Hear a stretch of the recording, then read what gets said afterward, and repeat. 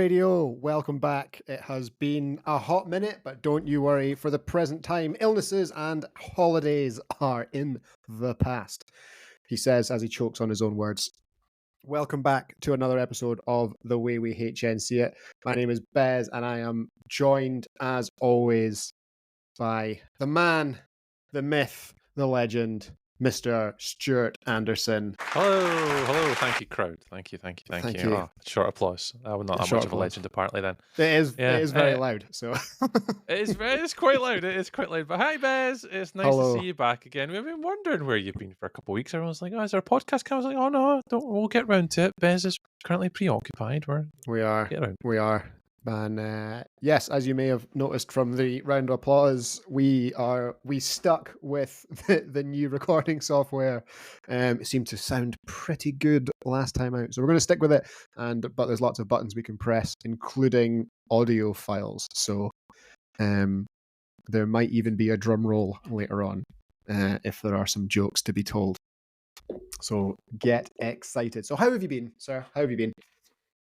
Not bad, actually. Yeah, I mean, the excitement of having an undefeated weekend and the hype of that has worn off a little bit. So my excitement for flag football has nullified slightly in our little hiatus from podcasting. But things are good, Bets. Things are not too bad. I mean, be good for yourself. Be good to yourself and your Colts colleagues. Trees 2 undefeated weekends, if I understand correctly. We are now undefeated apart from week 1. Exactly. You know, we were getting warmed up. We were getting going in week 1, and then boom, week 2, week 3. Now we're undefeated. You know, it just means the streak is on us. We have broken the streak of the other teams. But who knows? I mean, it was a good weekend. We'll obviously talk about it in a minute, but it was an enjoyable flag weekend in probably one of the better venues in comparison to what we had the week before, which was an absolute shambles. This was beautiful. Nice venue, incredible weather, good company. Yeah, good to get back amongst our HNC friends Where were you? in a flag football field. We were through whatever the Chargers were. I don't know the name of the venue, unfortunately, but it was beautiful. Really nice venue, good Astro. Yeah, I can't complain. It was a good weekend. Yeah, thanks, Chargers. Winchboro's it's pretty new, right? Pretty new facility. It looks relatively new. It's not when you go. This is how it tells you how it's new. You go to Google Maps for the postcode, and I have no idea. Oh, the car park hasn't been built yet. Yeah, makes sense. Car park's not there. So I had to wing it a little bit and cross-reference with the picture we were given in the details. It's like, oh, I think it's about there. That looks like there's some trees that are still there, and the main road's there. Right, it's over there somewhere. But we survived, so we're all right. Take me to the woods. Yeah. Take me to that spot there. That doesn't look dodgy. Darling. Fantastic. Yes, there's been an awful lot of flag football happening while we've been away. Some of it has been with us. Some of it has been abroad. There's been league play. There's been tournament play. It's been pretty mega. So let's cast our minds all the way back to, I think, essentially the last time we were all together on the show, and the GB King Bowl hadn't happened yet, and the GB women were off on an adventure to Prague, which I think was something that we were keeping under wraps, and then IFAF wrote a very nice article about it. So we went live and shared the team, and it was all good. And long-time friend of the show, contributor of the show, photographical ninja that he is, Andy Keith, was out there with the team. So if you've not seen the incredible photos that he's come out with, please go to his Instagram page, Andy Keith Photo, and have a browse, and you'll see all the action that took place over in Prague. So the Czech BAFA, I don't know, Jaffa, and the German BAFA, Jaffa, I guess Jaffa, Chaffa, and BAFA all basically got together for a weekend of kind of international friendlies. So it was an expanded squad that the BAFA took and that our GB women took. To play teams from the Czech Republic and Germany. So I think it was 16 players went. To have a quick count. 1, 2, 3, 4, 5, 6, 7, 8, 9, 10, 11, 12, 13 went. I think 16 were named. Not all of them travelled. So 13 went. 16 in the wider squad. 12 go to Lati, obviously, which we're now under 100 days away. So the GB women were in exceptional form. Day 1, 55-6 over Czechia blue, 42-15 over Czechia red, 34-0 over Germany 2. And then on the second day, the Germans became coloured rather than 1 and 2. So GB were 50-8 over Germany white, 43-7 over Czechia red, and 42-13 over Germany black. Just an awesome all-round rather convincing victories. That fills you with confidence, Bez. You do feel pretty good about it, and having Andy there, obviously taking photographs and being amongst the squad and chatting away to us. It was and chatting away to the coaches and the management and stuff. It was there's a lot of good stuff that we're going to hope to bring you kind of over the course of the summer and the build up to the tournament. But yeah, going by those displays, to be honest, delighted that I've never dipped my toe in the coaching waters, because making the kind of decision to cut this squad down to only 12 is unbelievable. Such a challenge. So yeah, we'll just have to see how it goes. But yeah, we have no real clue of when the team will be named or anything, but don't worry, we will bring you that as soon as the team's named and as soon as that we're able to. We'll keep you up to date with all the goings on that we can from the two GB teams who are in camp this weekend. The gentlemen are in Manchester, while I think the women's team are up in Leeds. Nose to the grindstone, iron sharpens iron, ahead of a big summer of prep. I just concluded my investigation, Bez. Germany are ranked 8th in the women's IFAF flag world rankings, and Czechia are currently 14th in the IFAF flag football world rankings. So, you're dealing with top 30 teams there. Top 15 teams in there. Top 15 they're handling teams. Them quite nicely. Yeah, I honestly, every now and then there's like, it's so easy to get kind of like, you get bogged down in BAFA and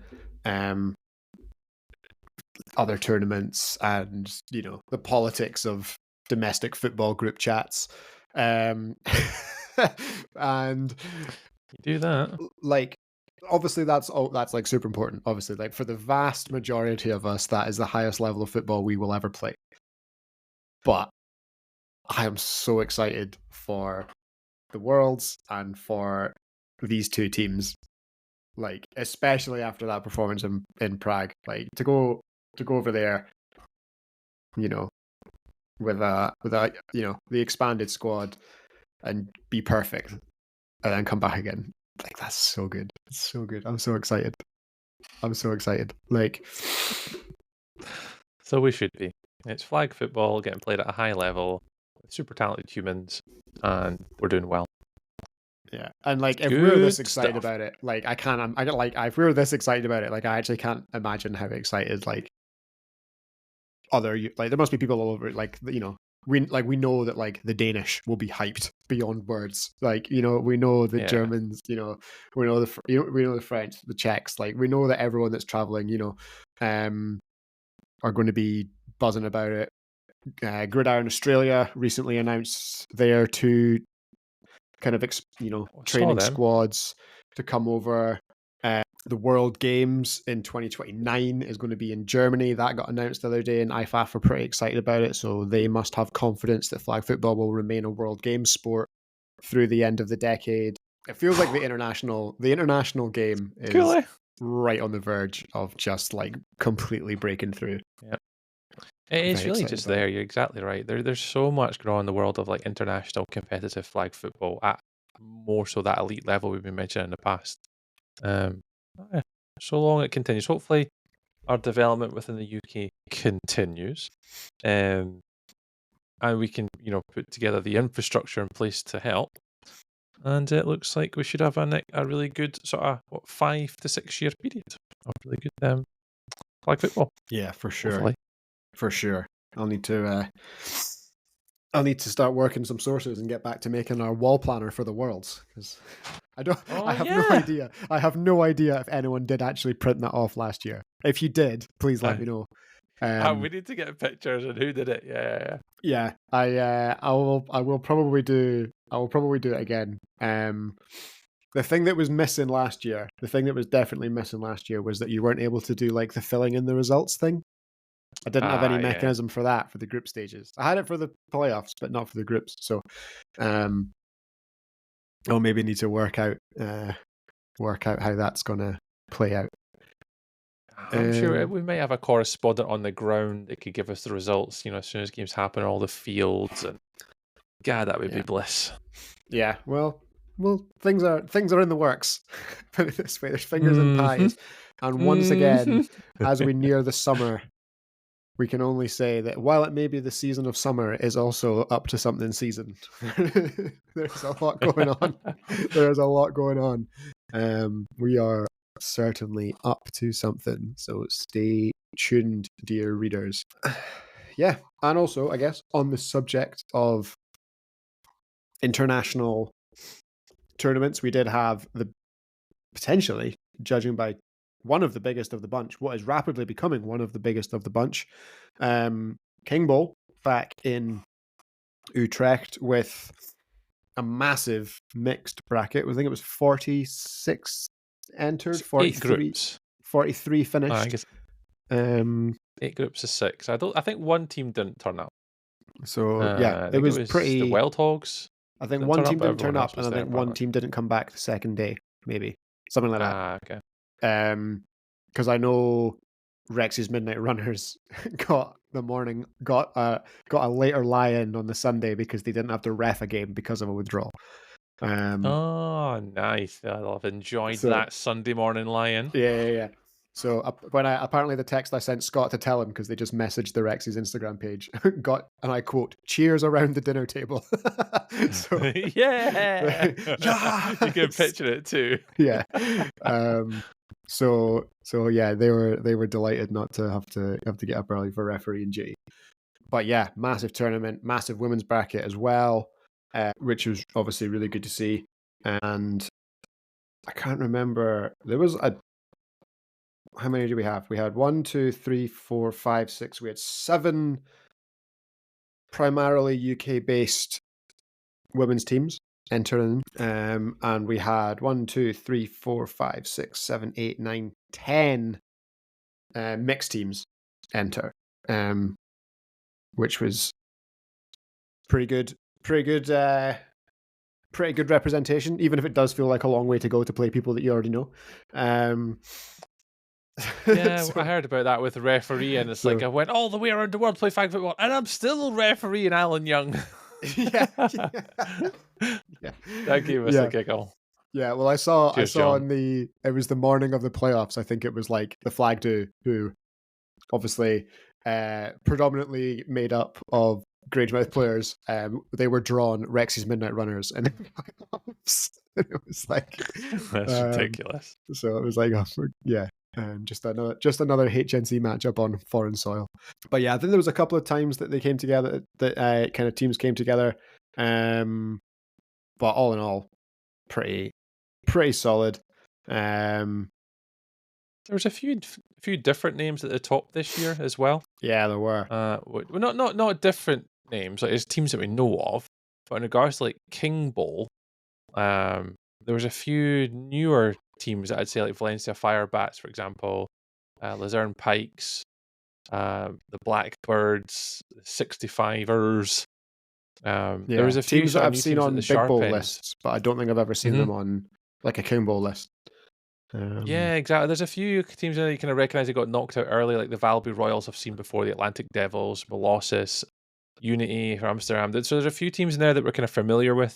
But yeah, it was good to see a sort of a change at the top, in regards to like different teams and different ability. Because obviously, I think it was not Germany versus Germany last year, like the Arctic Flamingos against. Oh, I can't remember who it was, but I'm sure it was like Germany versus Germany potentially, or something like that. I think the Or the final was the semi. Silver Lions. I Oh, think so it was the was it not the semi-final. Silver I think Line? it It was the was the two Silver German Lions sides. versus one of the German sides. Yeah. That was an electric semi, that game. So just Yeah, that's so the maybe one it thing was I the two noted. German. Bez, Maybe that's it was from the my two notes. German teams, and yeah, it was the two German teams in the semis. I think it was. Yeah. Yeah, that was the big thing I noticed this year. Where there's a lot of change of the guard, a lot of sort of newer teams. Yeah, there's still the British contingency. Not really what it used to be. I mean, Rexies, Flag do. I mean, that wasn't a flag football team. That was just a bunch of grown men getting pissed. And then a bunch Checks of out. Carloot Cobras flung together. So it's not quite the usual sort of like cohort of like cohesion of teams that go across, potentially looking to get into the Sunday and do well. But it's always one of those good tournaments. You want to go and have a bit of fun. And I said this to any team that wants to travel to a European tournament. Like, if you want to go do one, King Bowl's probably the best one to do. Like, the environment, the setup, the ribs. It's so easy to get to. Like, it's so easy. Like, you can get super easy. Like, there's a train every 10 minutes or every 15 minutes something from the airport. Like, it's like to Utrecht. And even from Utrecht ludicrous. Central, the new fields that we go to are on a bus route. So that's easy to get to now. It was quite easy before. It was a bit of a walk, but this one is like right outside the front door. Like, it's just one of those tournaments that, like, if you want to experience European flag football, go King Bowl. Now, don't get me wrong, it is a lot more competitive. What I think is a lot more competitive now than ever before. Without a single doubt. Oh, without a single doubt in my mind. Where like King Bowls turn into a bit like Sport Monde Bowl. Please give us a leisure bowl. I want to go to Holland and have fun with my friends and not get pumped for like 5 Well, games. like I said this to like, so obviously every year around the weekend that King Bowl is on, the photographs pop up from like the first time I went. And I do not mean this in any way of disrespecting my teammates that weekend, but there was 7 of us. And if those 7 players went to King Bowl now, we would not. Well, we were 6th that year. I don't even think we would make it into like the top 12 this year. You know what I mean? Like, I don't think we would make it into that bracket this year. There's a lot of you can see the final rankings. Like, even if you see like Arctic Flamingos 13th, Molossus 15th, Silver Barbarians 16th, Atlantic Devils 18, the Manchester Crows 21. Duisburg Dockers solid team. Like, I mean, Jesus, like, it goes the whole way down. It goes the whole way down. All the way down. You're talking about some of the best talent, and obviously they're not taking their full squads for the most part. I know some of them are, but there's just so much talent around the European flag football scene now that it's not really go have fun anymore.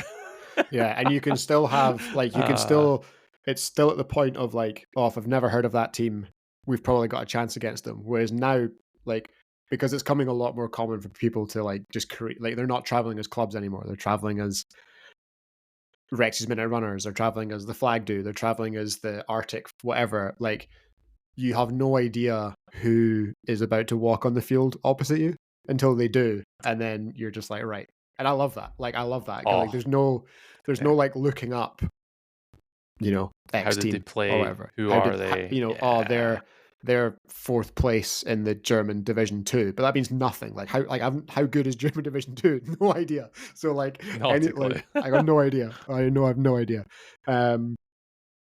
So yeah, it was cool to watch. It was cool to see, and obviously, big shout out to everyone at the Scottish Flag Football for getting us the annual HNC photo.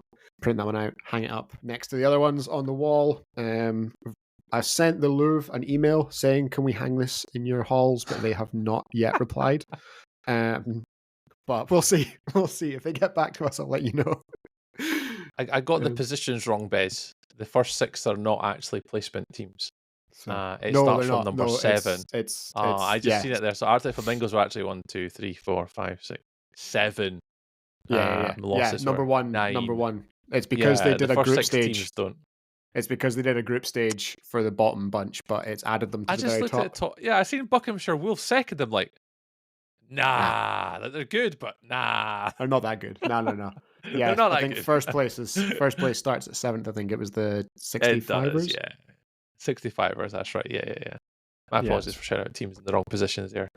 But yeah, I think that I miss Kingbo this year, man. I'll be honest. I seen all the pictures going up and stuff, and I missed it this year. Really disappointed I didn't go, but good job by those that did. And big shout out to the flag do, because those whatever happens in Utrecht stays in Utrecht. But unfortunately, there was a live stream on the final, and you guys got screwed over. Because yes. that's There the was a old lot of internet. zooming. A lot of zooming. There was a lot of zooming, a lot of dancing, a lot of flamboyancy, and the lads certainly seemed to have a lot of fun. They did. So shout They out to the did. guys. I hope they had a great weekend. Yeah, well done there. Yeah, King Bowl. And of course, we have to mention the winners of the women's bracket. Sax in the City, a UK based team, coming in top of the table. So congratulations to them. Right? No losses in the group games. No losses over the weekend, I don't think. Well, obviously not, because if you lose in the playoffs, you're out. 4-0 in the group and all the way through to the final. Yeah, so awesome for them. I think I saw something that was they'd written like a list of big European tournaments out that Saxon City had won, and it was most of them, all of them, maybe, I don't know.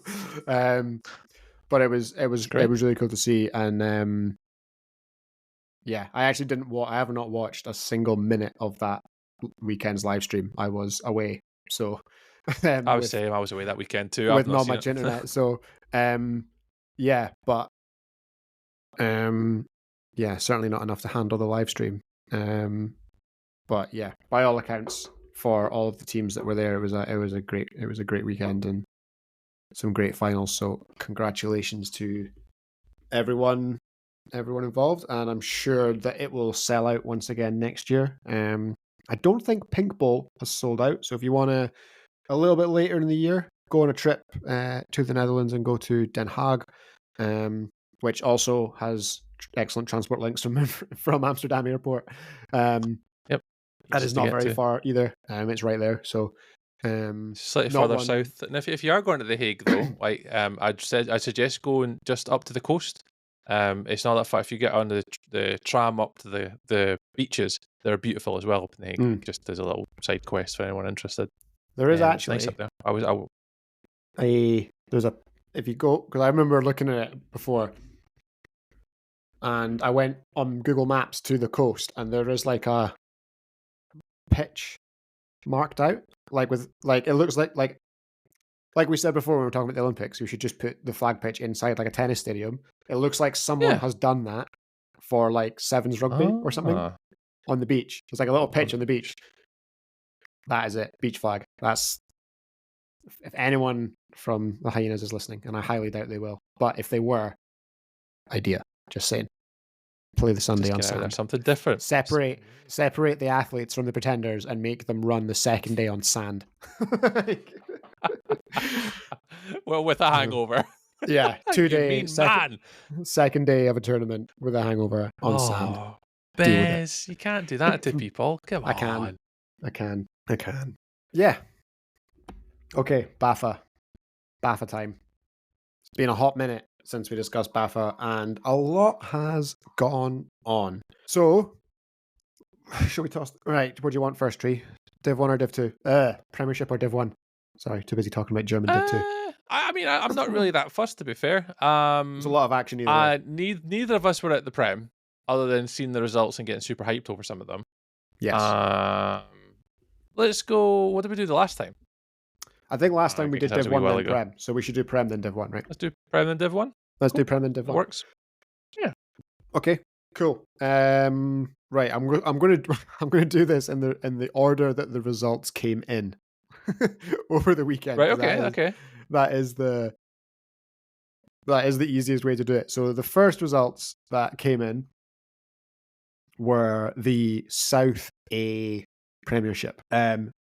known throughout the land for being for having the following fixtures of London versus London, London versus London, Reading versus London, London versus London, Reading versus Chichester. What did we have this time, Bess?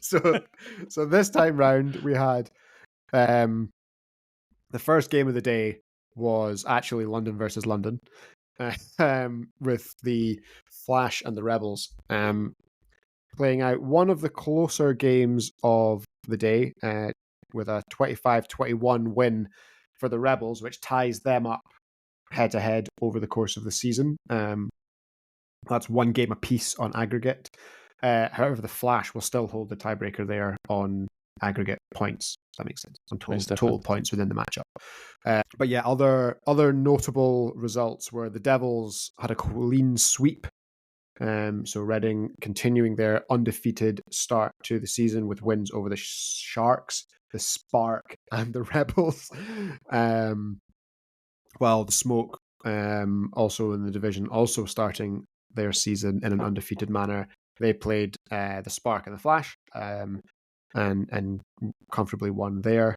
Yeah, I think the interesting team for me in this division, I think, are the Sharks. They got their win against the Spark 34-6. They put up a 50 burger on the Rebels 52-32. They pushed the Smoke the last time out, and then fell 33-15 to the Sharks, which caused a lot of fun on social media. I think that's the first time that the Devils have beaten the Sharks in a BAFA League game, maybe ever. Okay. So there was a lot of good social media action on Instagram from the Devils there. But yeah, that is a division to keep an eye on. For me, in the battle for third, I think that's the one that gets me excited. Although whether or not it's a battle, it's not a battle for third. It's where third will end up in the playoff rankings. The sort of playoff picture. Yeah, exactly. They've still got a cross-conference to obviously have as well, which will set the cast amongst the pigeons, no doubt. Yeah, I mean, obviously, it's just the kind of the first 2 weeks of divisional play. Is that what's next? We've got cross-conference next. It's typically about week 3, isn't it? That is what's coming next. Yeah, week 3 this week. Okay. Perfect. Well, the next game week's not this weekend. It's in a little while, but yeah, I think the Sharks. They've got some. So they've got pretty interesting split when they go away. So they're at home actually. They're hosting. They're going to host the Coventry Panthers, but also the Cardiff Hurricanes and the Northants Titans. Which is huge. That's big. That's big. If they can get 2 wins out of that, very, very impressive. So at home, team's coming a long way. Feel good about it. See them pick them off, and a lot of teams down south hate traveling. They despise traveling. Yeah. So traveling down to Chichester, are they going to fancy that? South Coast. I mean, if it's a nice day, good ice cream, I'm sure. Oh, there's no way there's bad ice cream in that part of the world. There's no way there's bad ice cream in Chichester. Can't be. I need to get a phone call into Neil. Neil and the gang. Hey, what's your ice cream like? I mean, Neil strikes me as a man who knows his ice cream. He knows his pastries. And if you know your pastries, you should know your ice creams. They fall hand in hand. So, and then on the other side of the cross conference will be the Devils. The Devils are hosting, and it's the Devils, the Rebels, and the Smoke that are all in that, and they're going to face off individually against the Kings, the Tunes, and the Phoenix. Okay. So a little bit of an easier game day, I would say, on that one for those guys. We don't get Devils Smoke until week 4. Okay.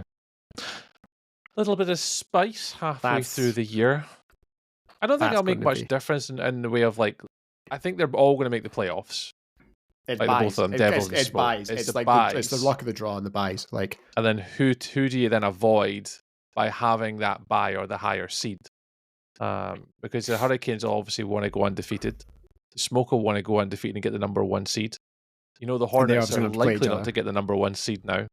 So, yeah, Well, that's the it's thing. Like someone's. that Hornets tie in week 1 with the Broncos potentially puts like last year's finalists.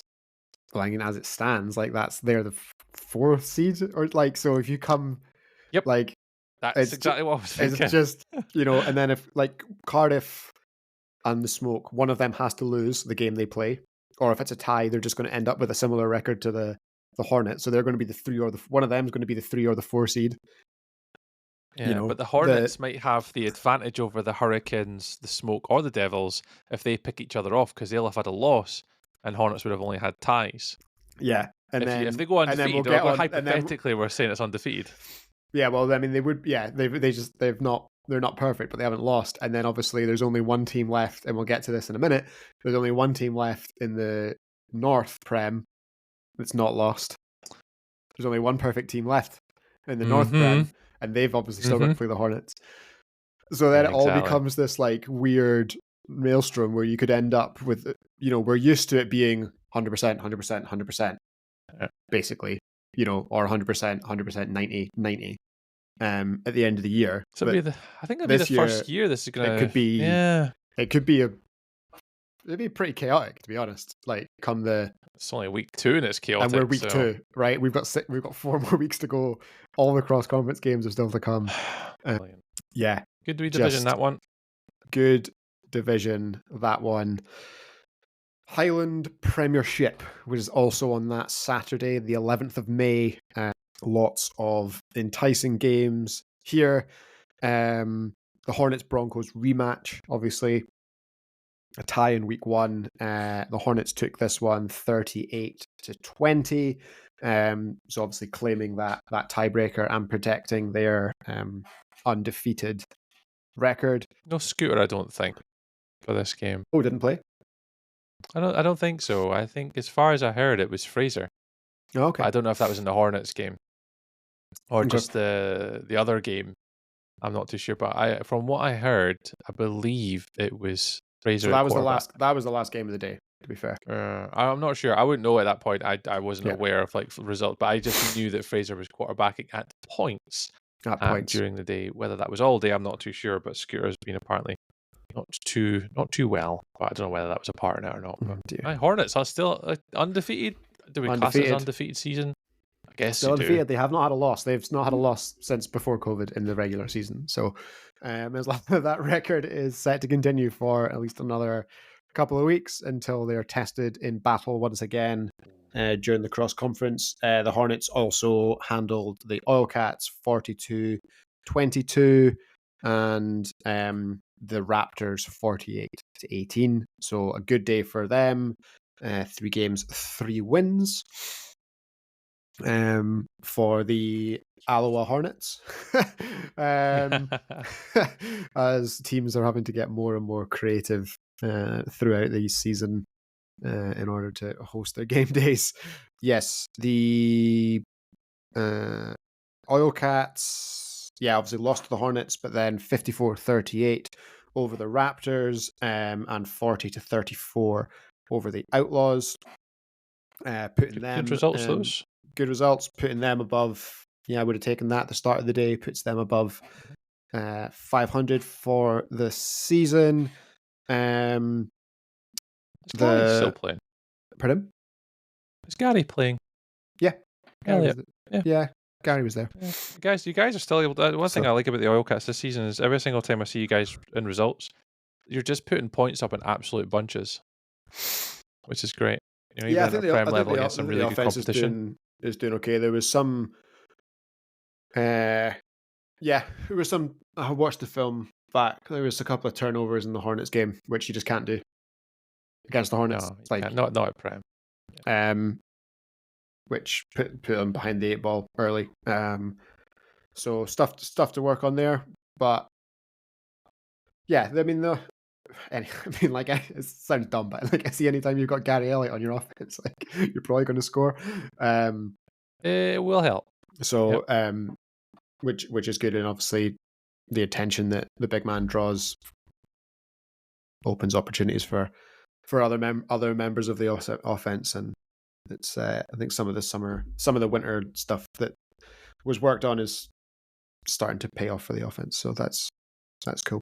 Big game of the day. The eyebrow raising game of the day. Broncos 27, Outlaws 28. Yeah. Not one I that heard I that one come saw. in. Not one I saw come in to start the day. Outlaws score the extra point with 24 seconds to go. To go 1 point up. Oh, wow.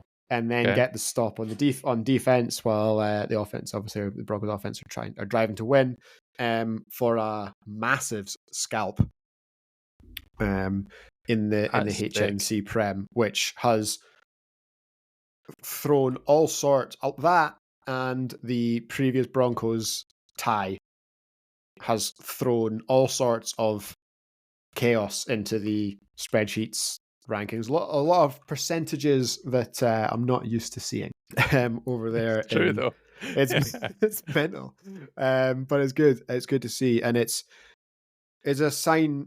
I know that the Broncos will probably feel like they weren't playing their best that weekend, but it's a sign that the gap is closing, in the the division is becoming unbelievably competitive. The Broncos will be disappointed, I think. Like, if you were to speak to them, I think if you were to tell the Broncos start out the year, what, 3-2-1. Well, they were 2-0-1, and then Yeah. they went 1-2 on the second game day, which is I don't think they would have said that. 3-2-1. Yeah, I think they would definitely have overall. been looking to go in like either undefeated or run the games close, but not to be here. But yeah, I mean, it's early doors. There's still a lot of cross-conference games to go. You got the return legs of some of these games, and they're obviously not at the playoff picture. I think the Broncos will still be playoff bound. I think they're too good to not make it. But that it's really good for us though, because then we have Hornets, Outlaws, Oilcats, and Broncos all potentially, pushing for the playoff spots. But it doesn't have to keep beating each other. But it certainly making it is difficult good for everyone on us. finals day. But it's fun in the Just a regular little. season. I mean, they've got all the capabilities to go down and do the job against the North. I think the change of guard there's interesting, but we'll get to. But I think I'm really pleased for the Outlaws. It's been years of hard work from when they got relegated to then they come back up. The disappointment of getting beat by Swansea, who went on to then win, and to then come back in a year in the Prem, kind of mid to low table, and then this year, I've not had a chance to see them, unfortunately, because again, I've just not had a chance. But I'm just really pleased for the guys that this has been a lot of hard work to get here, and it seems like a lot of that's now paying off. Yeah, So agreed. fair And play to the lads, last year in the playoffs, they were the last team in. They were the 12th seed, and they met the Broncos, a team that already played twice that year in BAFA play, and already played in multiple tournaments. It's just not that inspiring to have to go all the way down there to play that game. No.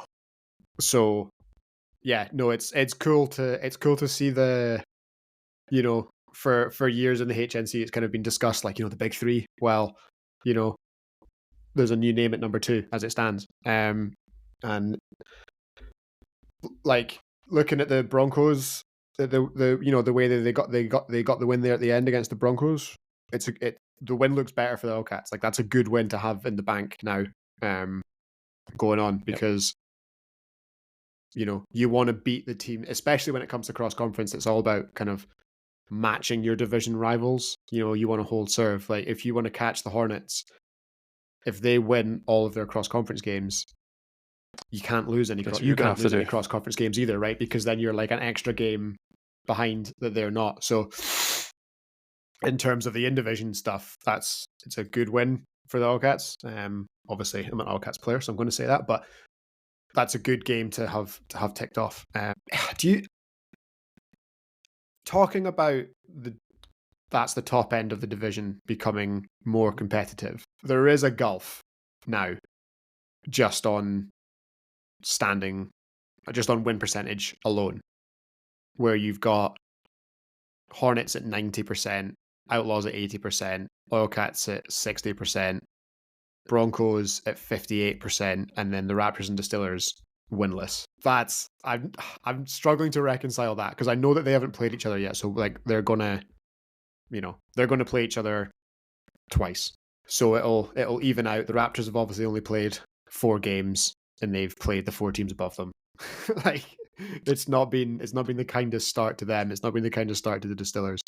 No, I'll speak about Distillers obviously in a minute, but obviously if we're going from only scoring 6 points in week 1 to 31 points in week 2, the Distillers are going to play themselves into improvement. As the year goes on, they'll be up against tougher defenses, tougher offenses, and you can only learn. Like, you could only learn. I mean, you're coming up against some of the most talent in the UK, basically your GB talent. And I think it's going to be tough for the Distillers this year, but I think their mentality has to be going to every game day. Have we scored more? Did we concede less? And then throughout the year, look at that on average. Like, was the games then getting closer?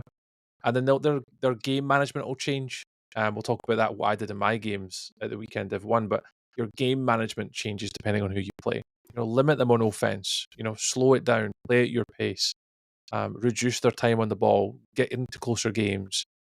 The way in which they'll play and adapt and grow, you'd hope they'd learn.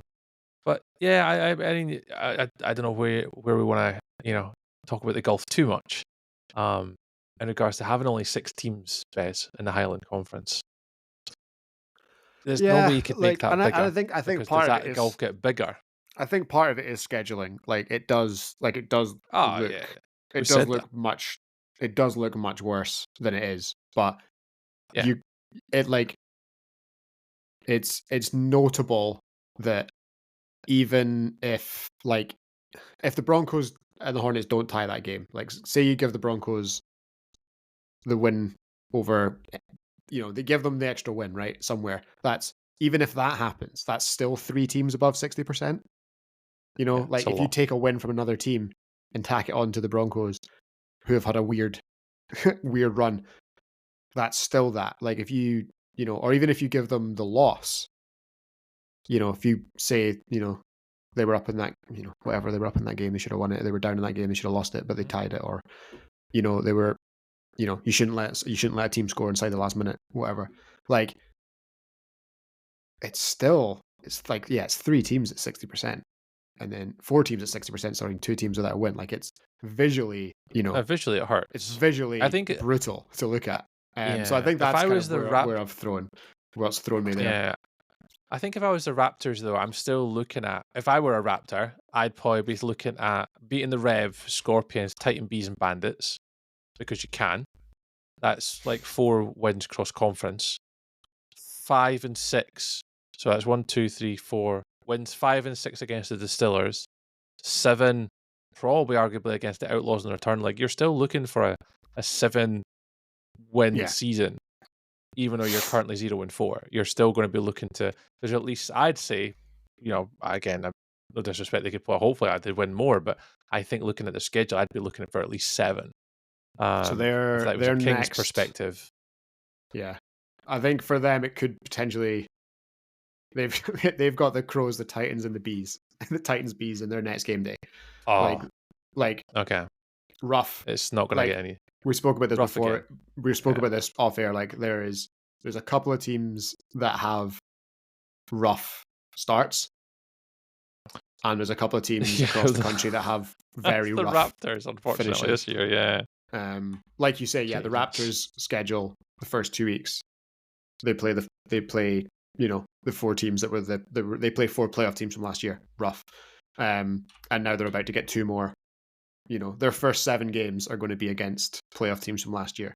6 of their 7 games are going to be against playoff teams from last year. Yeah, but even in a playoff relegation battle, you would still be keeping the Raptors in the Prem. Like they're good enough to be there. As I said before, they're that kind of bubble team. Like, do we think they're good enough to be in the Prem? I think they've got the ability and talent to be. I do. So it's the schedule's not played them any favors. Hopefully, again, it's all come down to confidence, and you don't want this to be not. It's difficult. It's an amateur sport. We get pissed off when we lose. That's just a commonality with just a lot of us are competitive. So, I think they've got the grit in their teeth to kind of just get through this, and then, come the end of the year, they should be Kushti, but it is the top. Is it the bottom two or just the bottom one? Is it the bottom two and the top So it's two the of Div bottom 1 two that and the play top each other? two play each other in a 3-game loop. And the top two go up. And then they play each other in like a little group, like a group stage, and the top two from that are Prem teams, and the bottom two from that are. Yeah. So right now it'd be Raptors, Distillers, and then you got to win 2 games. So right now, as it stands, it's Raptors, Distillers, Mustangs, and Chargers. Yeah, I was gonna say I wonder if the Raptors could play themselves out of that bottom bracket, having to play this relegation battle thing. But it's, as you're rightly saying, you're already be hard. You're behind. already. But it's, who you putting already down 4 at wins fifth? back, but the Broncos. Imagine. Yeah, like who's going to fall to fifth? Like, the Broncos would have to still have to implode. The Outlaws would have to still implode. They've got an 80% win percentage. Like, honestly, there's a lot of football left. Honestly, like the team in the Premiership that has the most normally has the most cross-conference problems and record when it comes to traveling away from home is Aberdeen. Like, if there's a team that's the most likely to implode because they can't get people to travel to Manchester and back over the course of the weekend, it's probably the All Cats. Like, okay, like, so we'll see. Yeah, we'll see how that goes. So yeah, look over your back shoulder, boys. Yeah, right. Moving on to the next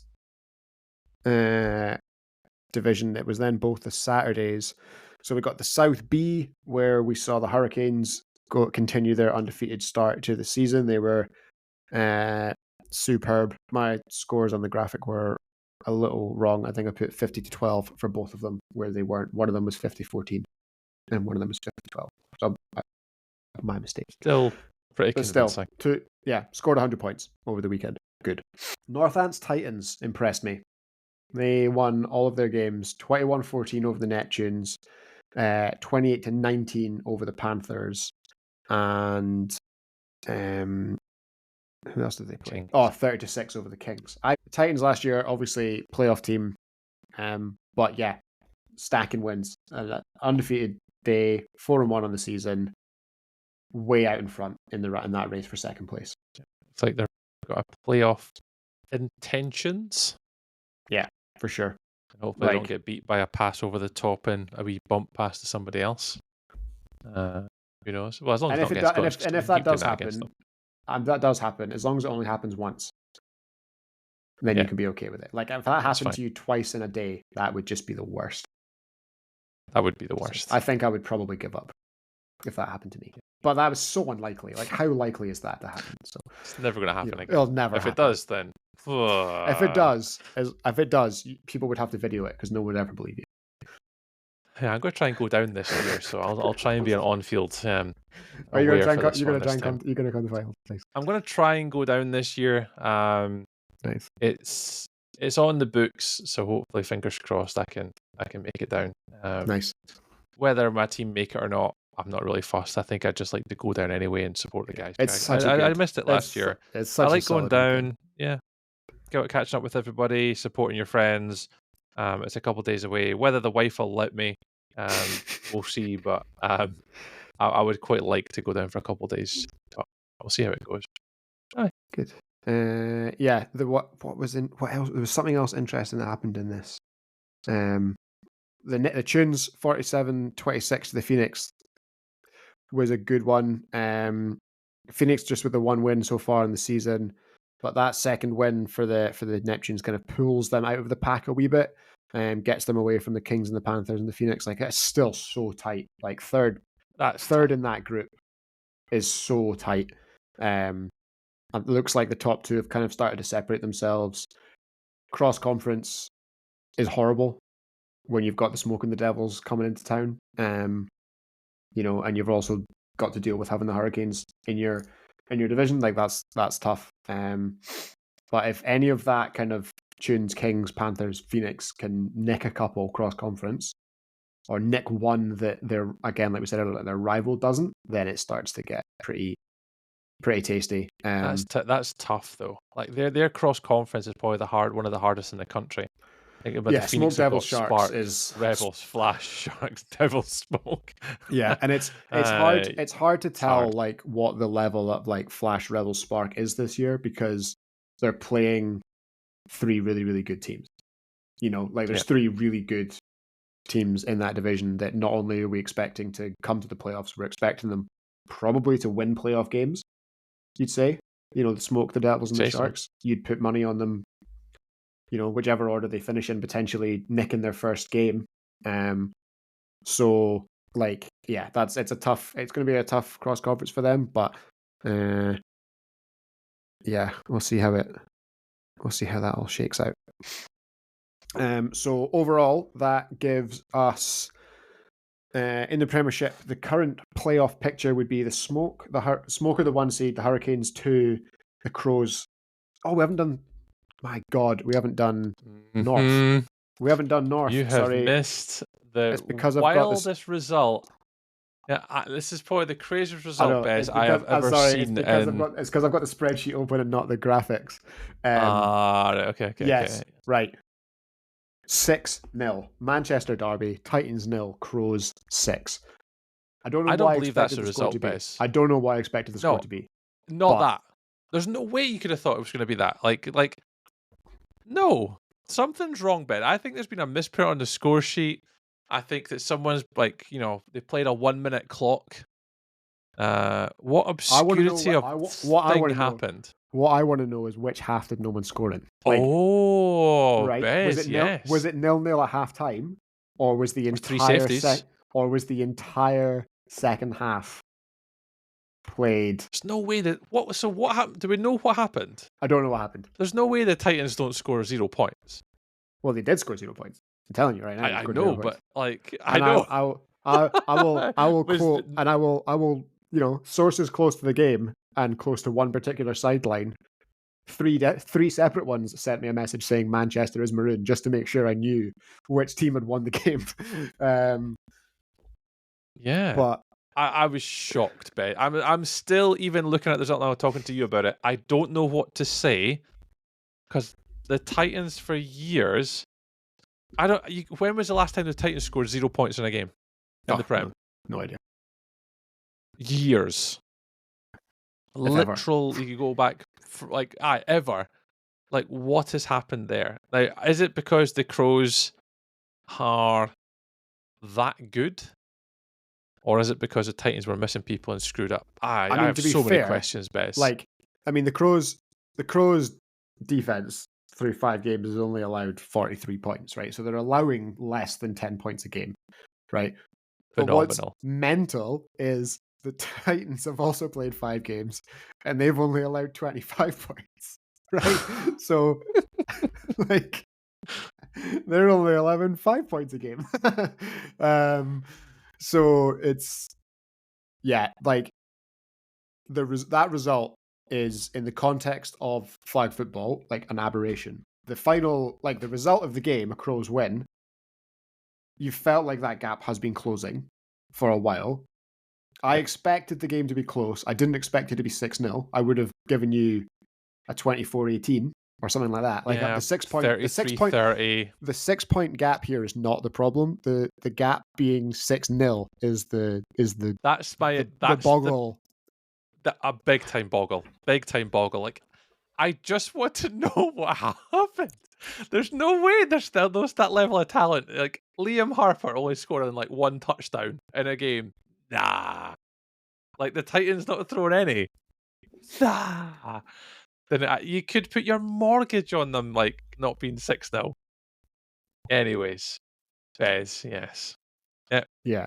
So that's what sets up like an absolutely outrageous, like, back half of the season. Like, it has to, because, you know, now the Crows are the undefeated team, right? They're coming into the cross conference as the undefeated team, and it just gets weird, man. So silly. Like, you know, like, yeah, they're the only team in the northern half of the Premiership that's perfect. So what's your biggest shock then, Bez? Are you saying Crows 6-0 against Titans is the biggest shock from the weekend, or the Outlaws beating the Broncos? I don't think that the Crows winning the game is I see where you're as going with your definition here. Okay, I like this. like I don't think the Crows winning the game is as shocking as the Outlaws winning the game. Like, and you feel, and if you know in advance that the Outlaws, if you know in advance that the Outlaws are going to win the game, you're going to say it's going to be close. But like, honestly, 6-0 is just outrageous. It's mental. Sam Parks. Sam Parks was the touchdown scorer. Was it? Oh my god. Okay. Yeah. Not even Mr. Dr. Liam Harper. No, look at Sam for your touchdown. There you go. Yeah, it's like 6-0 in any game. In any game in the don't know what to Premiership say. is unusual. Yeah. I don't really know how to kind of. I've got no idea how to analyze that other than if like once you're up, if that's not like the last play of the game that you're up 6-0. Like if you, like we said before, if that was scored in the first half, say that was scored 10 minutes into the match, right? That is lights out defense for the next half hour on both sides. For both sides. Yeah. Like I know, like even if it descends into a display of offensive ineptitude, like I just don't believe it. I don't believe those two teams' offenses would fall apart. Like the defense on both sides, like you're 6-0 down with 10 minutes to go. You cannot allow another score. The way you know on defense you can't allow another score the way that both teams are playing at that point, right? In the second half with half of the half to go. So you've got to be all over it. Like good game for fans of tackling pass breakups. Yeah.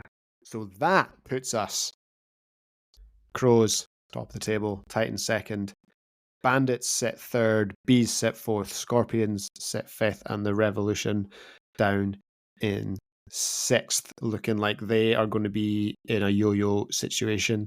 So yeah, the Smoke Hurricanes and the Crows, all the top three seeds, those all undefeated. Those ties are just broken on net points per game. The Hornets, division leaders for Highland, are in fourth on 90%. The Devils obviously have a better record, but they're second in their division. So they are the 5 seed, with the Manchester Titans in 6th, the Edinburgh Outlaws in 7th, the North Ants Titans in 8th, Oilcats 9, Sharks 10, Bandits 11, and Broncos 12, which would actually give us some delicious first round matchups. Like delicious first round matchups. Yeah. Right. So the 9-10, the 8-9 game is always, the two closest teams in the seeds. That gives us the North Ants Titans versus the Oilcats in the plate semi-final rematch from last year. Absolute game. We get the Outlaws and the Sharks, both teams playing very well this year and punching. Good game. Outlaw Sharks would be a good game. Neil gets to come back, play a Scottish team that he loves in the playoffs. Good game. Manchester Titans, Wigan Bandits is probably the kind of the damp squib of the wildcard round because it's two divisional rivals and what's the point? Yeah. And then as it stands, 5 versus 12, Reading Devils versus Grangemouth Broncos. Like, how good is that? Their first round of the playoffs. Wowzers. That is so good. Oh, it makes me so happy. Like, I know it'll all change. Like, this is the thing. Like, right on the outside looking in are the Neptunes, the Titans, Bees, the Scorpions, the Kings. Like, they're all there going down to the 16th seed. But there is a gap. Like, there is, like, the Broncos are in 12th, just under 60% win percentage. Next up is the Neptunes down on 40. So, but the difference in win percentage between being the 9 seed and the 12th seed is 1.6%. So, like, it's that tie. There's that tie for the Broncos. Like, it is that tie. So, yeah, like, the way the wild card stacks up at the moment is pretty sick. Things you love to see. It's good. Things you absolutely love to see. I'm just looking at the teams looking in as well. Neptunes are just outside the playoffs. Titans, Bees, Scorpions, Kings, Panthers. Yeah, I think the only surprise there probably is the Rebels are surprisingly a bit lower down, and arguably the Flash as well. They're probably the two that I think are arguably wanting to, as the season goes on with cross-conference and stuff like that. I think the other ones that will probably be closer to playoff contention, maybe as the year goes on, but that's the only kind of surprises I've seen so far, other than the Manchester reigning purple or maroon. Sorry, maroon it is, not purple. Cool. That's. I never saw that coming. That's cool. Yeah, It's leading to a lot of interest in football this year. If you're into Flag, this is a good year to be involved. It's so exciting and intriguing to kind of see this all play out as the year goes on. Same protagonist, but a few more. It's characters that we know just doing things that they didn't always do. So yeah, right, move on. Division 1. Thank you everyone for sticking with us. It's been an hour on the show so far and you're still with us, so well in. South B Division 1 was the first one that came in. And basically the Swansea Hammerheads did Swansea Hammerheads things.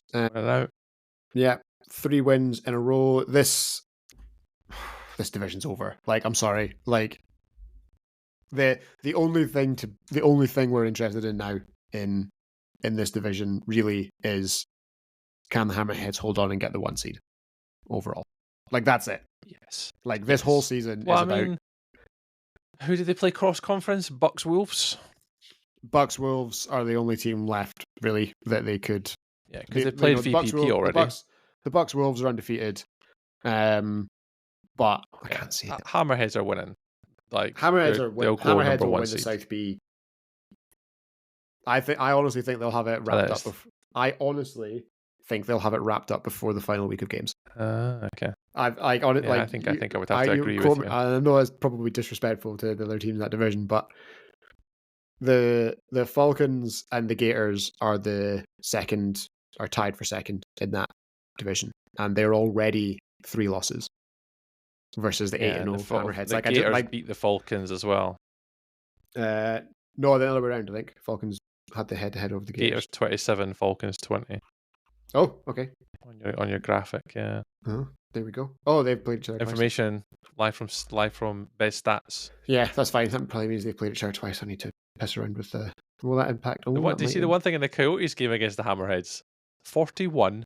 2. Safety. Has to be. Yeah. No other way. Safety. Love that. Talking about results and numbers you don't often see in a Flag score sheet. A 0 from a Titan and had 2. That's quite rare.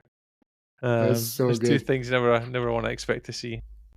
And even was it a tie this weekend? I don't think I've seen a tie so far. Not a legitimate one anyway. Well, there was 5 ties, but I don't think there was any. No, I think the only legitimate tie so far has been the Honey Badgers and Huntsmen in terms of ties that took place between the white lines rather than on the white lines of your spreadsheet. There you go. Yeah. So Hammerheads are running away with that one. Absolutely. Like, there's no. Yeah. As a wise man once said, it's not even close. It's not. Like, and it's disrespectful, but that division, I really just don't think. This is where I've had this conversation before. Swansea are a Div 1 team. Like, not a Div 1 team, they're a Prem team. They've just been so unfortunate, like, over these past 2-3 years, that that's where they belong. Like, it's noticeable. Well, it's really noticeable. But who knows? Mr. Bez we'll see where they end up at the end of the year when it comes to playoff contention. But I think they'll be top 4 come the end of the year. Absolutely no doubt in my mind. They'll be without a doubt. If they get beat, it'll be a shock, I think. Yeah, they're gonna get an unusual rest in the playoffs this year. But whether or not they we'll see. And then I guess we'll have to see how their promotion relegation battle thing comes together.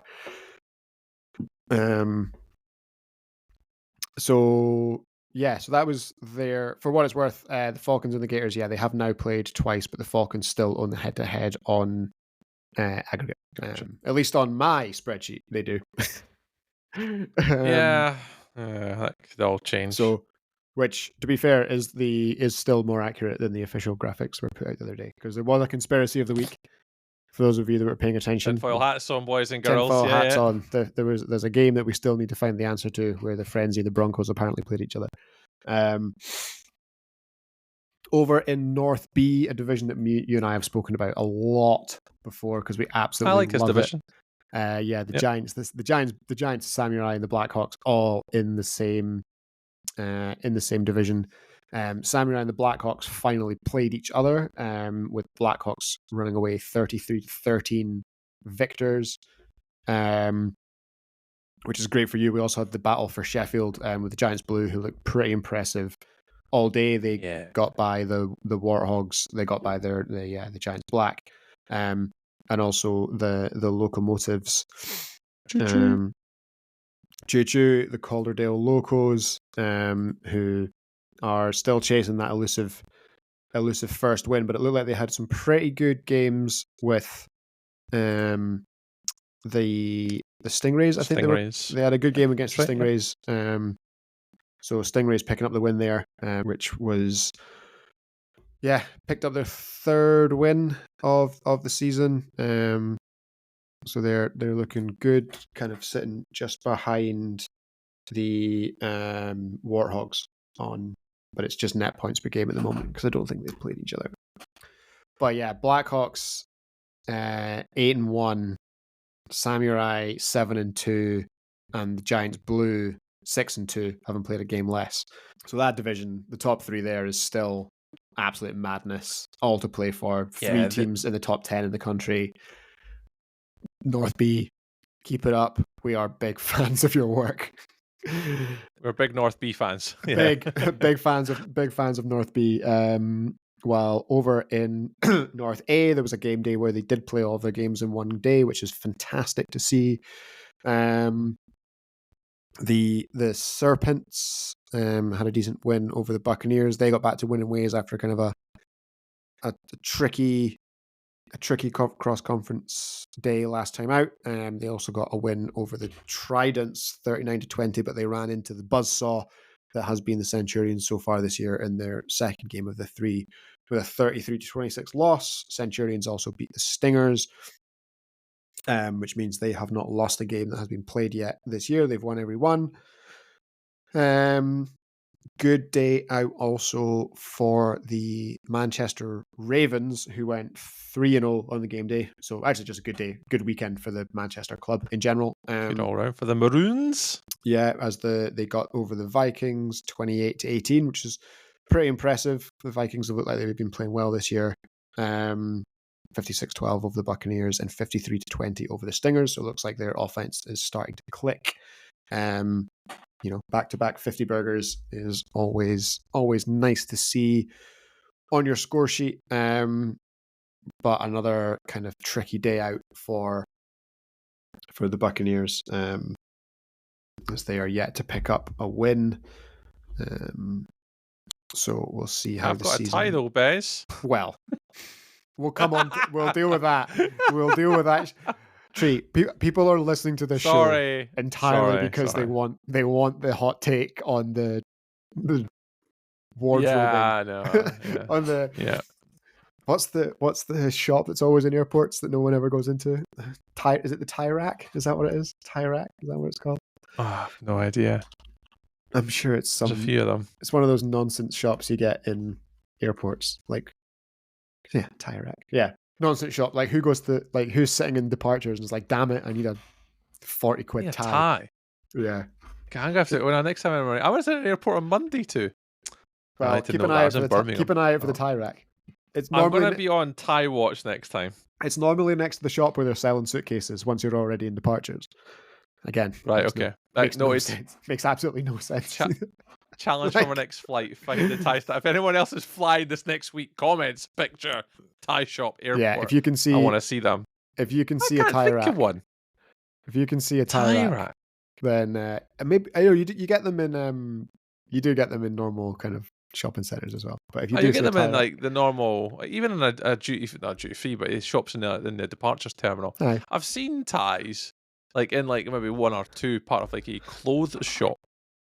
But I'm sure you get. I'm gonna have to watch out for this. I'm gonna have to have a wee look. You get them There in you go. like shopping centres and stuff in town. Yeah.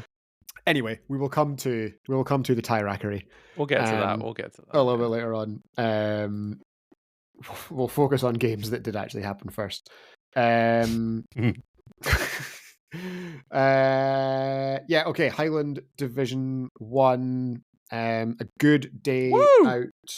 Woo! That's you guys. Sorry. Yeah. A good day out for who was it? Oh, it was a good day for the Silvercats. Silvercats 26-13 over the Killer Bees, 48-19 over the Comets, and 38-36 over the Mustangs. Good game, that one. Yeah, sounded like a good game. Sounded like a very good absolute doozy of a game. It was back and forward. The score at the end, like it was like the silver. Jamie started off quite poor at the start of the day with the Killer Bees. He eventually found his flow as it kind of went on. But yeah, that Mustangs game was electric. So that took the Mustangs from being an undefeated season. The Silvercats had their way. Yes, Silvercats the battle showed of the cats. their claws. There you go. There's a cat pun for the afternoon. So that's a good 3 wins for them. Slides them up the table a bit. Good day out for the Colts. 40. Who's the other 3-0 team, Bez? The other 3-0 team on the day. The other 3-0 team. Thanks, mate. Thanks, mate. 40-0 over the Gunslingers. 41-35 over the Killer Bees in a game that sounds absolutely mad. And 32-26 over the Chargers to also end their unbeaten run. And the same day as the Mustangs. Were the games played at the same time? No, they weren't. There was that. So there must have been like an hour where the Mustangs were top of the table on their own. It was about an hour, then it swapped over. Yeah. So yeah, how was your afternoon, Tree? Not bad, actually. I mean, it was pretty good. I went into the Colts game against the Chargers. The Chargers are probably one of those teams where I've got probably with a lot more experience against the Chargers. I kind of know who they were, personnel. They've been together for years. It was good. I mean, we held them scoreless in the second half. That was the big thing. So the Chargers didn't actually score in the second half at all. So from a defensive perspective, that really set the tone. And I think, being able to get 32 points wasn't kind of where I wanted to. Obviously, my goal always is 40. That's just the goal. Because that then, it's 3 scores in the first half, 3 scores in the second half. And if you're scoring 6 touchdowns, you're in a position to win. We did kneel out to win the game, to be fair. Neil Arnold had a massive pick when the Chargers were coming down the field. And then we just kneeled out to take the win, basically. So we got to the half. And then it was like, what's time left? It was like a minute and maybe about a minute left. I was like, nah, I'll just take a knee. There's no point in doing something stupid. But yeah, no, definitely not. I mean, it's just experience paid, like even offensively. The Chargers have been scoring points in bunches this year. So what do you do to stop the Chargers scoring in bunches? Slow down. And I was literally looking at like Martin Healy and guys like that and Brandon Lynch. I'm like, I'm so sorry, but I'm not throwing this ball till at least there's 5 seconds left on the play. I'm not giving you guys the ball back. I'm not throwing this ball. It's like if I can limit you on the ball. It's like the most frustrating way to show respect to the other team. It's just like, no. Yeah. I know you guys got the ability to score. I'm like, I'm not going to give you the ball. So I basically looked, I kind of got Rebecca Gibson. It was the referee. I was like, you just call it when it's 5 seconds. Because I'm literally snapping the ball at 5 seconds every single time. And I'm not giving these guys a chance to get points on us. And it was good. I mean, it's the fruition of like going through that pain at the beginning. The guys learning my offense, learning the playbook, starting to play together on offense, and looking for not just running a route. You're running a route to get open.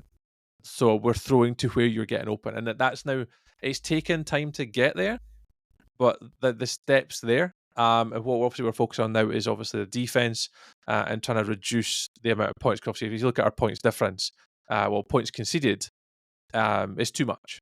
But that's all because of game day 1. So Chargers game, great game. I always enjoy playing the Chargers. It was a bit chippy at some points, but I mean, it wasn't me and it was involved, so that's not too bad. But that was a good game. The Killers Bees game was a brilliant game, really back and forward. Literally same thing. Neil Arnold interception while the Killer Bees were driving down the field. And again to the half and kneel it out. I only played half of that game. Unfortunately, I think I've still broken my finger, by the way. Oh no! I took a contact penalty in the Chargers game. Of course, my you did. finger is still bruised to hell, and it's not ideal. So I genuinely still think I've broken my finger. I'm not going to go like hospital. I'll be all right. You're not gonna, like, what they're going to do? Stick it together with a bloody bit of tape. Yeah. Q-tip. So I didn't play. Yeah, I didn't play the first half of the Killer Bees game. My finger was just like falling off. It was sore. But I played the second half. So I nearly commanded the ball and got the guys moving for most of that. But nearly came up big. Another big interception in that one. Again, 41 points, right on target for where we need to be to put ourselves in a position to be successful. And the last game of the day, even I scored points, Bez. Well, look at you. Even Tree scored points on offense. Look at me. Hey, Tree. Good for you, man. Hey. Yeah. Good for you. Thanks, man. Good for you. Good for you. We could have probably scored a bit more, but at that point, it gives us an opportunity to, get benched. We played two tough teams, two close games. Obviously, we have, playoff admirations for some of the guys in the team. That's where they want to be. So it's difficult to get guys rotating, and it is. It's going to be a challenge. We need to, take the opportunities when we can to get people in. And I think that's probably going to be our biggest challenge this year, Bez, is having that. Are we doing this for fun? Are we doing this to be competitive? Rotations, they're so difficult. It's hard to get people in, depending on how you want to play. So it was an opportunity in the last game to get guys rotating, but that's going to be a thing throughout the year. So yeah, our 3 games, Bez. I mean, it's just a lot of hard work, playbooking, calls, watching film back. And yeah, offensively, we're getting there. Defensively, I still think there's a bit of work to do.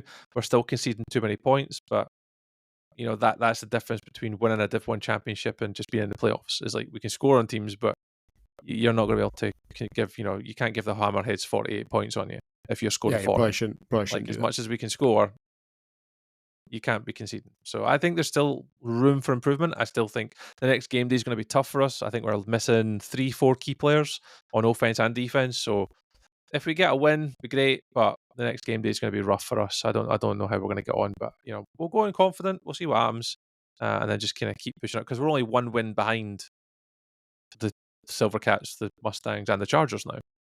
Realistically, I know we've played 1 extra game than one of them, but we're only a win behind. So we've got the return legs to go as well. Chargers to play again, Killer Bees to play again, Gunslingers to play again.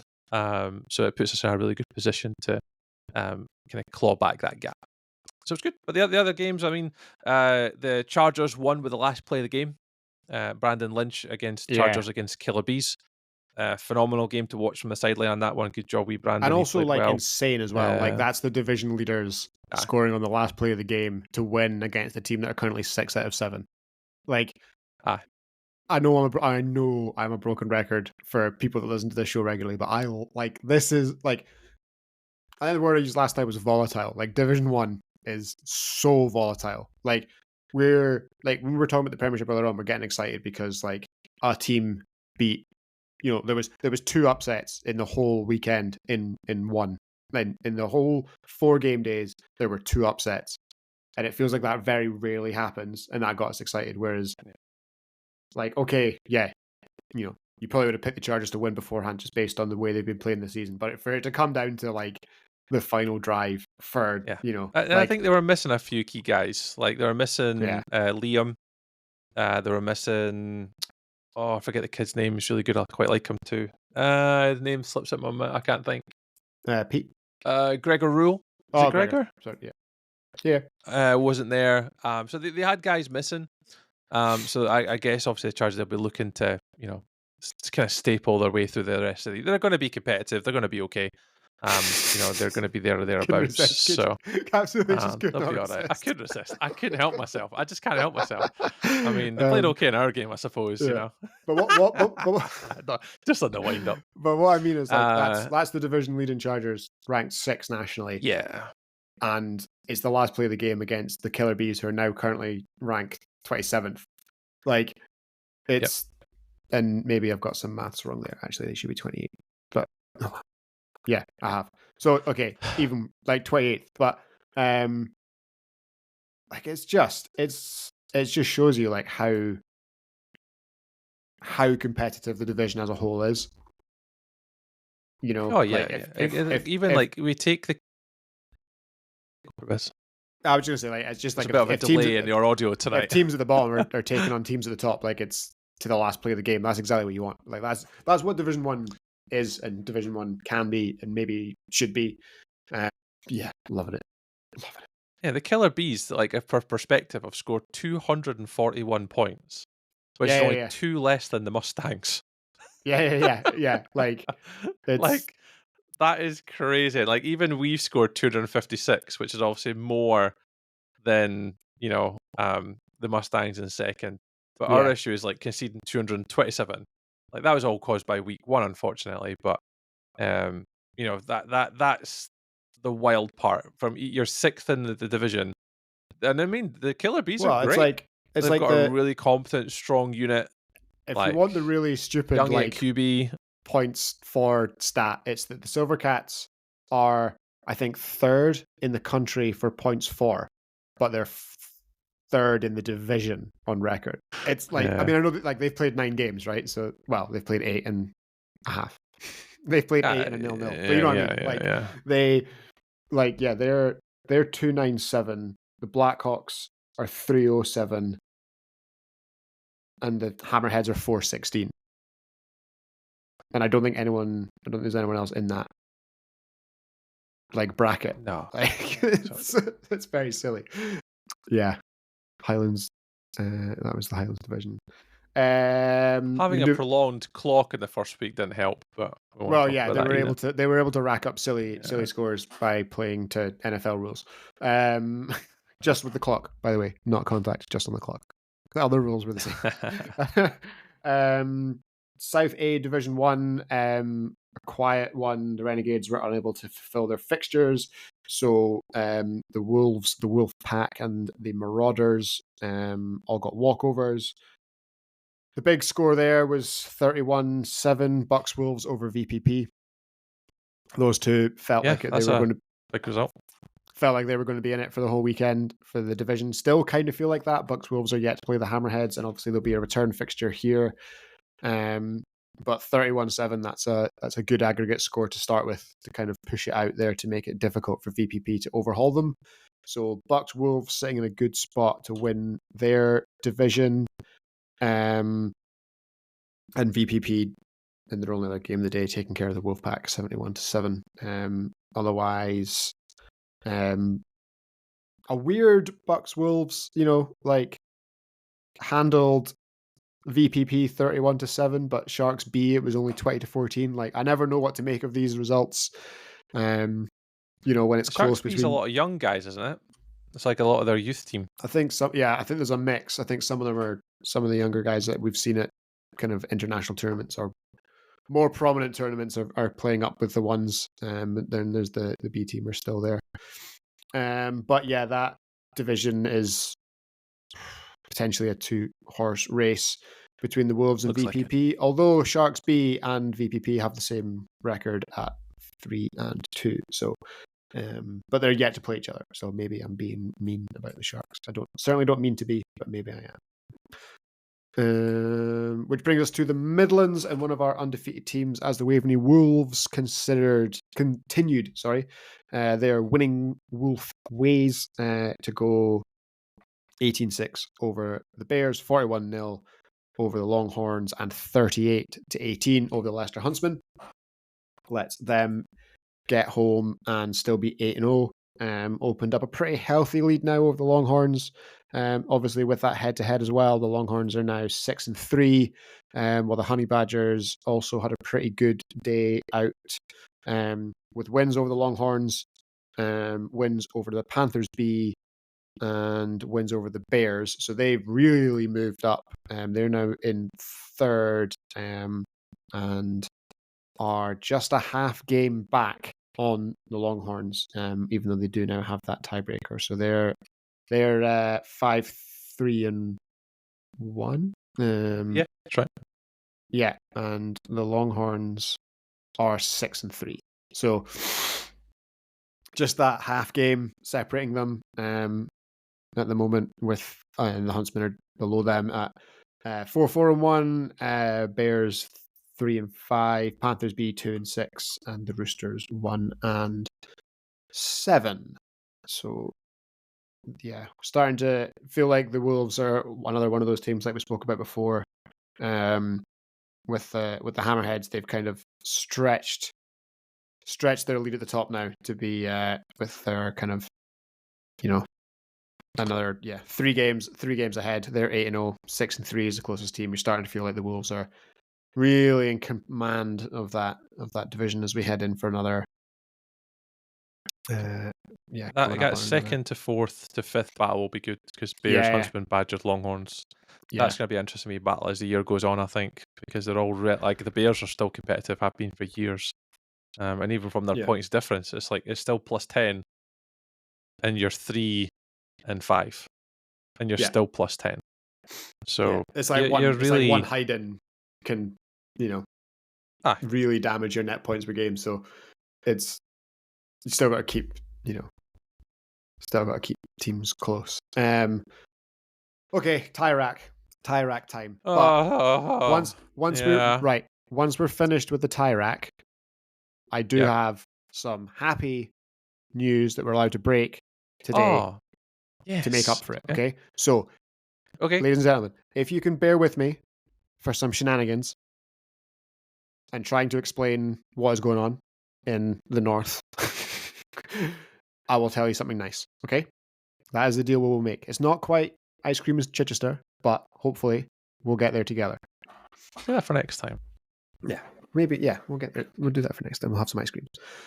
So if you can cast your mind back to what was it, week 2?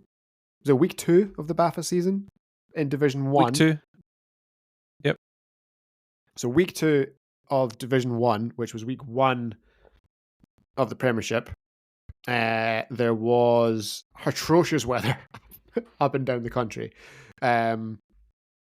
Everywhere I seem to recall except Keith, where I got sunburnt. But yes, atrocious weather, and on the West Coast in Clyde, that caused the game day essentially to be abandoned due to the rain and the flooding on the pitch and the unsafe surface. All agreed by all the teams is the key point there. Agreed by all the teams is the key point here.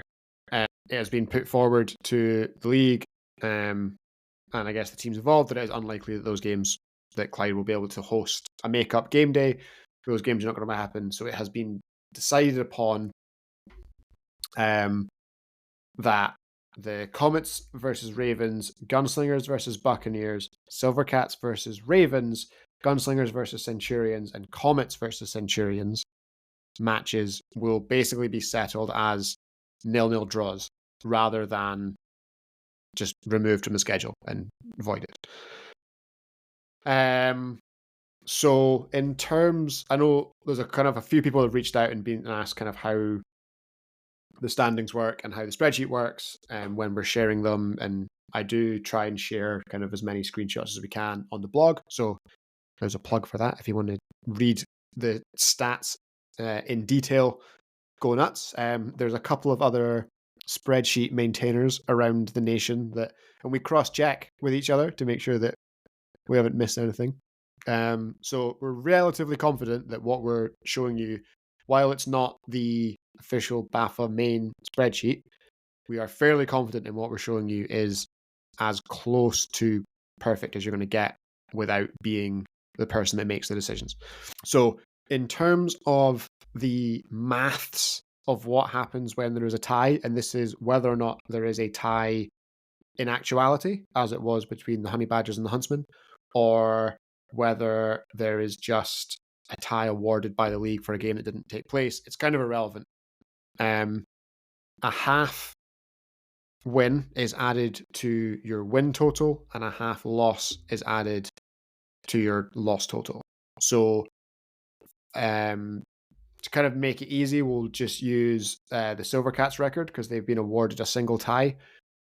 on the standings, you'll see it normally written as played 9, won 6, lost 2, tied 1. So you're used to seeing it as 6, 2, and 1. In a mathematics standpoint, that is essentially 6.5 and 2.5 is your record. And that gives you a 72.22% win percentage.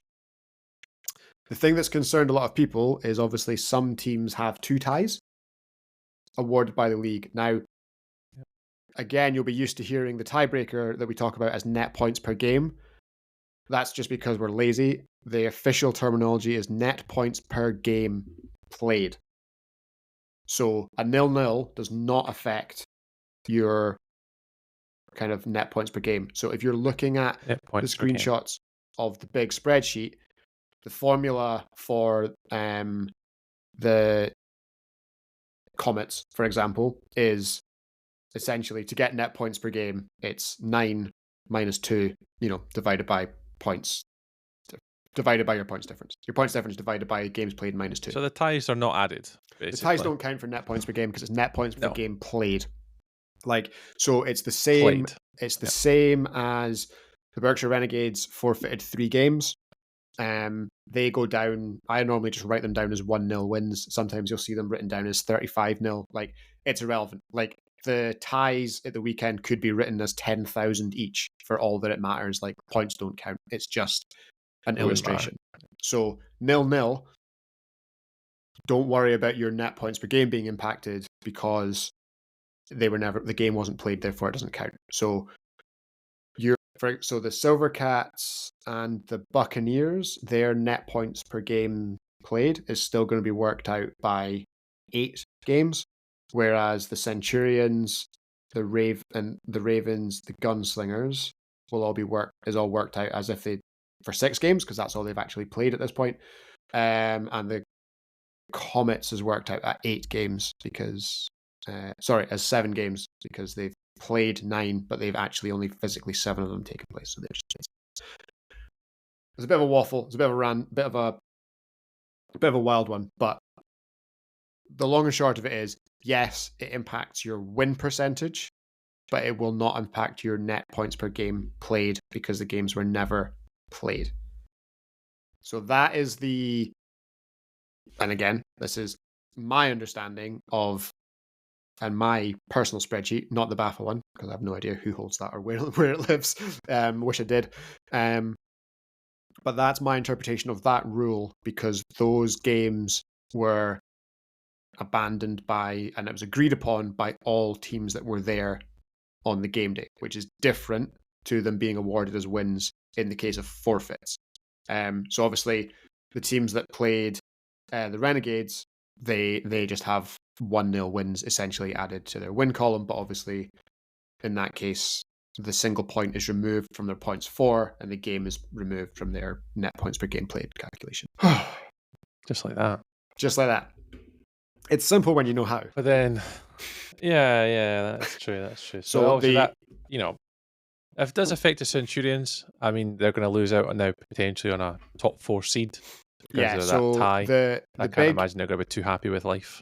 The big way that it's impacted, so the Silvercats didn't move. The only teams that moved in the rankings and had to change around were the Centurions dropped below the Blackhawks. So they went from 100% record down to 87.5. And the Ravens dropped from the 8 seed to the 9 seed, which promoted the Samurai. So that's it. So it does have obviously the Centurions are going to be quite rightly upset. Obviously there's a position where they could go undefeated in games played the whole year. They could not lose a game, but they could be outside looking in. Yeah. Is that likely? Not fair. Well, I mean, it's not fair, and it's something out with their control. Is that likely? I don't know. I guess. Well, put it this way: if the Centurions do not lose a game the whole season, they need the Wolves. We'll beat them. It's fine. Don't worry, they need Bez. the I'll put a loss in yeah. them. Don't if they, don't but worry, if they I got do, this, Bez. I'll also make sure the spreadsheet's aligned. I got it. if they do, they need the Waven. If they do, bizarrely, they need the Waveney Wolves to do them a favor. Because if the Waveney Right. Wolves, Okay. if Right. the Waveney Wolves beat the Newcastle Blackhawks, that would give the Blackhawks their second loss, which would then move them back down below Then put them back. the Centurions. It would give the I Centurions like a it. first round Yeah. bye, right? So it does all connect. It all gets a bit crazy. It'll all work out in the end, Bez. It does all work out in the end. So Division 1, as it is, Hammerheads top 100% record, Bucks Wolves second 100% record, Waveney Wolves third 100% record. Blackhawks are now promoted into the 4 seed with an 88.8% record. And then I'm just going to give you the standings. So then it goes Centurions and Chargers as the final 2 division leaders. And then Mustangs, Samurai, Ravens, Giants, Blue, Silvercats, Longhorns, Serpents, Falcons, Colts, Vikings. Gators are the 17 seed on a tiebreak at the moment. Basically, yeah. So they're point per game. They're on a points per game tiebreak at the moment. Yeah. And then just behind them, it's the Honey Badgers, VPP, and the Sharks are the teams on 60% or above, and that gets you down to your 20th seed. Which gives us some fairly exciting wildcard games. You would get the Lincolnshire Longhorns would play the West Lancashire Serpents. So yeah, that's not a cross-conference game, so that would be a new matchup for them probably. A match which I'm terming Extremity Bowl would be the Exeter Falcons versus the Aberdeen Silvercats, 2 teams that I'm fairly confident have never played each other in BAFA before. Oh, really? I doubt it. Well, no, because when the Silvercats made the playoffs, they played the Nottingham Bears and Reading Devils. They played the Bears twice and the Devils once teams the last time. Maybe the very first time they made it. I wasn't there that weekend, actually. Maybe the very first time, but I doubt it. Giants Blue, Sheffield Giants Blue versus the Colts would be pretty fun. And the Manchester Ravens versus the Wirral Vikings would unfortunately be an in-conference matchup. But everything else is fresh and new in terms of games played this season. Take that. I went from being like ranked 36th or something up to 15 in the space of 2 weeks. 2 game days. I'll take that. Getting there. Yeah. We're not going to be too far away, I don't think. I think we'll not be too far away, Bez, but hi. So in regards to the Renegades then, let's start with them. They didn't play 3 games. So they missed 3 now games. Out the league? So there hasn't been an announcement. I don't know. But going by the precedent set by the Dunfermline Kings last year, yes, I would expect the Renegades to be removed from the league, but going by the forfeiture rules. 3 to 5 games cost you your place in the league for the year. And you have to pay it's like, is it 150 quid? I don't have the rules open. You have to pay but you have to pay 150 quid or something. 100 quid or 150 quid. You have to pay a insurance surety thing in order to play again next year, and you only get it back if you play all of your games next year. Now, I did look at this when I saw that. It's a similar situation to the way that the Kings thing operated in that the Renegades are hosting week 4. Right, so they've still got to do their hosting duty. They can't just not play the games now. Right. So I don't know. I haven't heard anything. It's like you never want to see teams forfeit, and you never want to see teams fold. But yeah, this is one of those things where it is going to cause problems in the schedule.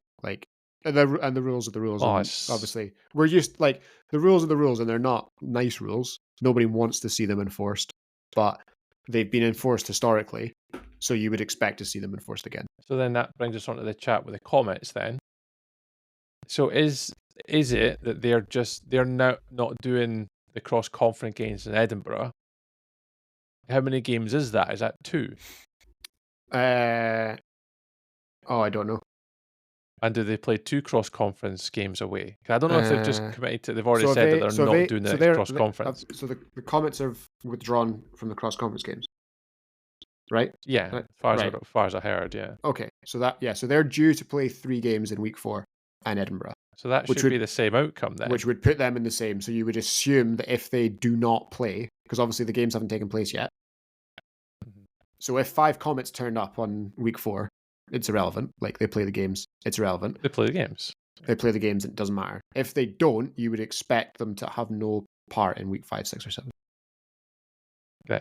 But again, that's like, until it happens, it's hypothetical. But I'd love to see the confirmation of what's going to happen, because from what I've heard is different to what's in the rulebook. So I don't know. We'll see what happens. But it's an area of the rulebook. Yes. You know what? That's the one area of the rulebook that I'm not as clued up on, potentially, as I should be. Yeah. I'd love to hear John Guthrie's take on this from a King's perspective. If the Comets are allowed to still play the remaining games and the games count. I mean, it would be a joke if it happens. We spoke about it off air before, and I think I've spoken about it with lots of people. So my opinion on it is, if the games, the washout games are given as ties, I guess that's fine. My personal opinion, I think, would be to just ignore them. Just never, don't make, I don't like making up results for games that don't happen. Problem is, with so many teams playing 3 game days, we're at a point now where you miss one, you're done, basically. And because it's week 4, so if they miss 3 games, or you look at the Renegades in week 2, right? They miss 3 games, they're out. Or they, because it was their week 2. That's what makes it crazy down south, right? Is they didn't play week 1, so week 3 for everyone else was week 2 there, so they've not played it. If they're now out for the rest of the season, are we just going to invent a season's worth of results? Are we just going to dish out, they've played 3 games out of a 17 game schedule? Yeah. 16 game season, of which so far they've played how many? Let's look at the schedule. Of which so far they played 3 games, right? So we're just going to invent 13 scores? It doesn't make any sense. That's more, to me, that is more ridiculous than just some teams play less games than others. Inventing 13 results is more stupid to me than some teams play 14 and some teams play 15. But I'm not in charge, so I don't know. Whatever happens. But we'll need to keep an eye on it in the next time, and obviously see if we can get any information more to confirm what's going to happen. But it just seems, I can't say anything. It's just sad. You never want to see teams withdraw. You never want to see teams struggle for players. We started the show. I think it's done by it's the same every year for the Comets, though, with having game days on the same game days, kitty games. Surely after 3 years or 4 years of this, we know that that's a problem. You've identified a problem year 1, let's not do that again, and they still do it. The incompetence bit, there's no accountability for this. And that annoys me so much. That surely you accommodate for this.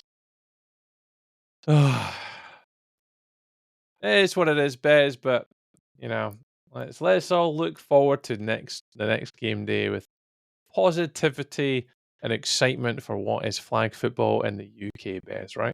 Well, I mean, I did promise you some good news. I did promise you exciting news if you were good. And we're going to end on some good news. Yeah. So we're going to end on some good news. And actually, let's ready? On Tuesday, the 4th of June, the way we HNC it and Flagapalooza will be coming together to bring you the live draw for the tournament taking place at the Cheltenham Sevens in July. There you go. There you go. Live tournament draw. So look at us. Look at us. See, we're happy. We can even have a cheer, Thank you, everyone. I know how excited you were by that. They stayed on for an hour and a half just to hear that. Good job, just to hear that. So yeah, we'll there'll be a lot of keep an eye out for reels and hype and timings, and better eat some Kinder eggs, I guess. Oh yeah. So yeah, it's gonna be good fun. It's gonna be fun. I've been trying to teach because the guys are from further south, shall we say. So I sent them the iconic image of Rod Stewart doing the Scottish Cup draw in 2016. Oh, that was. I remember that. Which for a if anyone's never seen the video, it is unbelievable. So yeah, I'm expecting lots of shouting and exaggerated ball handling on the day, because so good. It is brilliant. It is brilliant. So hopefully we can good. bring the same Bring the energy, the passion. Yeah, energy, passion, enthusiasm, eccentricness. Yeah. Let's bring it all to the table. Yeah, I'm looking forward to it. Good. So yeah, if you stuck around for the entire show, that is the very special announcement. So yeah, thank you to the guys at Flagapalooza. Yeah, looking forward to seeing the matchups, which will be exciting. And I think that's it. Different tournament for us all to play. I think that's us. It's a lot to cover tonight. It has been a lot to cover. It's been a long show. A lot more to cover. You've done well. There's a bunch of stuff we didn't talk about because we just don't have time. We've already taken up 2 hours of your precious lives. We've got all the time in the world. We can talk about this next week. This is what happens when we take holiday. So yeah, we will be back. We'll be back, and there's a lot of football coming up. We've got a whole bunch. We've got 2 flag football BAFA events in June. There's obviously Big Bowl is happening in its usual spot. July, Flagapalooza, the build up to the Worlds, and then before we know it, it'll be finals weekend. So there's a lot to come from the way we HNC it, and we are excited to bring it to you. But now we will let you return to your daily lives. So it is goodbye from Tree. Bye. And it is goodbye from me. Thank you very much for listening. That is the way we HNC it.